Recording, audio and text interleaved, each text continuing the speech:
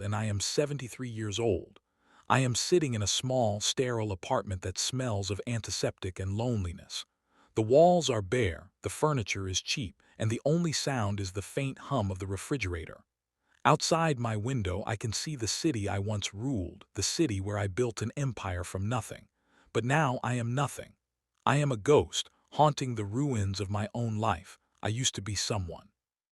I used to be Margaret Whitfield, the real estate magnate, the philanthropist, the woman who could make or break careers with a single phone call. I had more money than I could ever spend, more power than most people could ever dream of, and a reputation that opened every door. But none of that matters now. None of it matters because my children abandoned me. My children, the ones I gave everything to, the ones I sacrificed everything for, turned their backs on me when I needed them most. I had 3 children, Daniel, Sarah, and Michael. They were my pride and joy, the reason I worked so hard, the reason I pushed myself to build an empire. I wanted to give them everything I never had. I wanted to make sure they would never know poverty, never know struggle, never know the pain of being told they weren't good enough. I gave them the best education money could buy. I sent them to the finest schools, hired the best tutors, and opened every door for them. I gave them trust funds, properties, and connections that would last a lifetime. I gave them everything, and in return they gave me nothing. It didn't start out that way. When they were young, they were wonderful. Daniel was my firstborn, my little prince. He had his mother's eyes and my stubbornness. He was brilliant, ambitious, and driven. I saw so much of myself in him. Sarah was my princess, my sweet, gentle girl. She had a heart of gold and a smile that could light up any room. She was the one who would always hug me, always tell me she loved me, always make me feel like I was the best mother in the world. And Michael, my youngest, my baby. He was the dreamer, the artist, the one who saw the world differently. He was so creative, so imaginative, so full of life. I loved them more than anything. I would have done anything for them, and I did. I gave up my social life, my hobbies, my personal time. I worked myself to the bone to provide for them. I made sure they never wanted for anything. I gave them cars, vacations, designer clothes, anything their hearts desired. I thought that was what love meant. I thought that was what it meant to be a good mother, but I was wrong. I was so wrong. The cracks began to appear when Daniel got married. His wife, Jennifer, was a beautiful, ambitious woman from a wealthy family. I could tell from the moment I met her that she didn't like me. She saw me as competition, as a threat to her control over my son. She poisoned him against me, whispering in his ear, turning him against the woman who had raised him. She made him believe that I was controlling, manipulative, and toxic. And he believed her. My son, my firstborn, believed a stranger over his own mother. I tried to fight it. I tried to show Daniel that I only wanted what was best for him. I offered to help with the wedding, to pay for the honeymoon, to give them a down payment on a house. But Jennifer refused everything. She wanted to cut me out completely, to erase me from Daniel's life, and she succeeded. Daniel stopped calling, stopped visiting, stopped acknowledging my existence. He chose his wife over his mother, and I was left alone. Sarah was next. She met a man named Robert, a lawyer from a prominent family. He was handsome, charming, and utterly controlling. He didn't want Sarah to have any independence, any connections outside of him. He convinced her that I was a bad influence, that I would corrupt her with my materialistic values. Sarah, my sweet, gentle Sarah, believed him. She stopped returning my calls. She stopped coming to family dinners. She stopped being my daughter. She chose a man over her mother, and I was left alone. Michael was my last hope. He was always the most sensitive, the most understanding. I thought he would never abandon me. I thought he would always be there for me. But I was wrong about him too. He fell in love with a struggling artist named Alina. She was kind and creative, but she came from nothing. I tried to be supportive. I really did. I offered to help them financially, to support Michael's dreams of being a painter, but Michael refused. He said I was trying to control him, just like I had controlled his siblings. He said I didn't respect his choices. He said I was toxic. It was the most painful thing I had ever heard. My own son, the one I had loved the most, the one I had always tried to protect, was calling me toxic. He was cutting me out of his life just like the others, and so I was alone. All 3 of my children had abandoned me.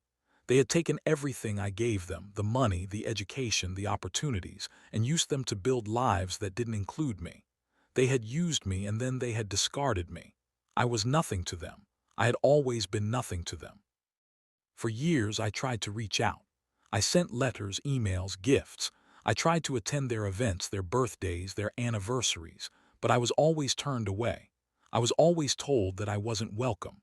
I was always told that my presence would ruin everything. I was the villain in their story and they wanted nothing to do with me. The loneliness was unbearable. I had so much money, so much power, but none of it mattered because I had no one to share it with. I would sit in my enormous mansion, surrounded by beautiful things, and feel absolutely empty. I would look at my reflection in the mirror and see a stranger, a woman who had traded everything for success and ended up with nothing. But the worst was yet to come. When I was diagnosed with cancer, I thought maybe, just maybe, my children would come back. I thought that hearing their mother was dying might finally break through their walls of resentment.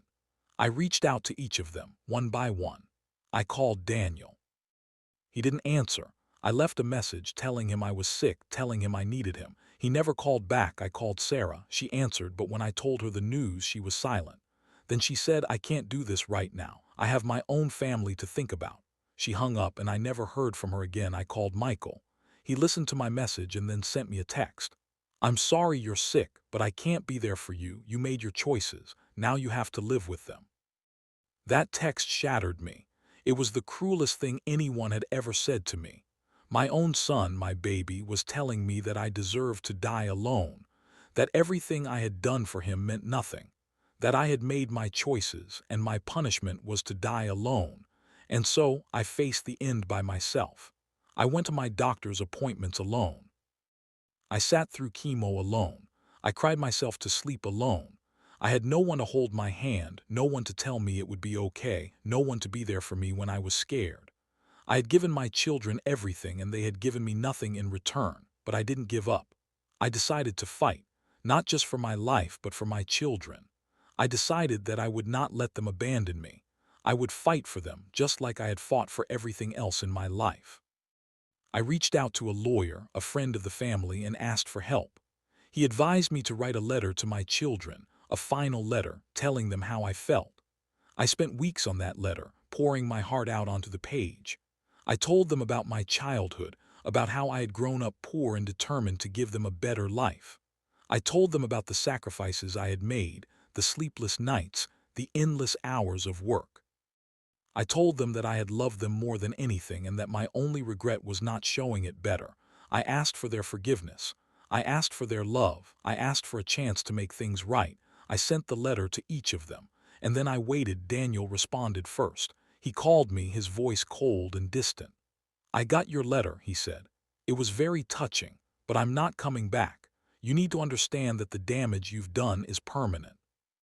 You don't get to apologize and have everything be okay. That's not how it works." I tried to explain. I tried to tell him how sorry I was, how much I loved him, how much I needed him, but he wouldn't listen. He had made up his mind. He had chosen his wife over his mother, and nothing I could say would change that. Sarah responded next. She sent me an email. "I read your letter. I'm sorry for what you're going through, but I can't be there for you. I have my own family now. I have to protect them, you understand." I didn't understand. I didn't understand how my own daughter could be so cold, so distant, so unwilling to forgive. But there it was. She had made her choice and I was not part of it. Michael never responded at all. I never heard from him again. I was devastated. But I was also angry. I was angry that my children had treated me so cruelly, that they had taken everything I gave them and then discarded me like garbage. I had given them everything and they had given me nothing. I had sacrificed everything for them and they didn't even care if I lived or died. That's when I made a decision.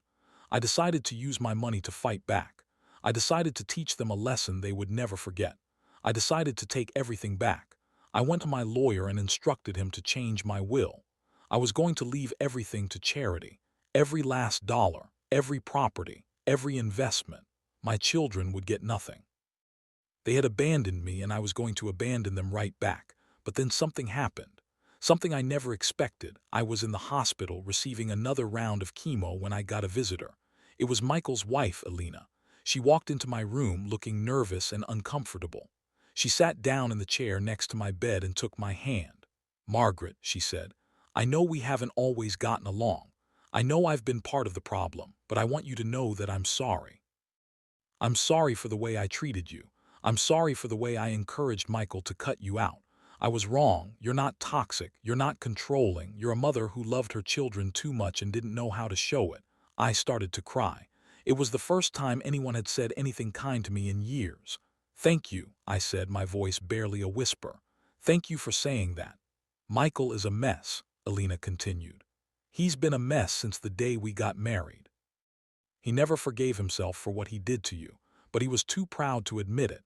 He was too scared to come back. He thought you would reject him." "Reject him," I said, my voice shaking.